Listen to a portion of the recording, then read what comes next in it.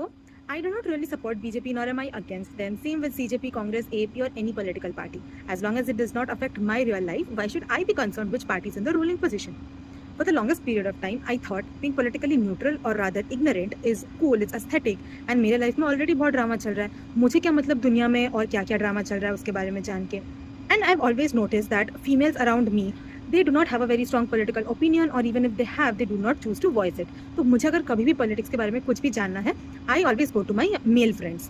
And I am the same person who keeps complaining कि we do not have highly educated politicians. I felt politics is for bad people, उसमें सिर्फ खून खराबा और corruption ही है. Until recently, when this NEET paper leak issue came into light. Last 5-10 साल में बहुत सारे पेपर लीक हुए हैं. But seeing Sonam Wangchuk's determination hit something in me.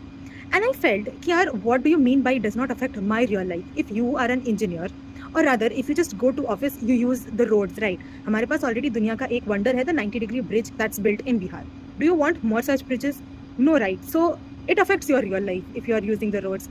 If you are going to a doctor for your treatment, your children or your parents' ka treatment, would you like a fake doctor to do some bad treatment for them? No. So again, this issue concerns you because you do not want any fake doctors.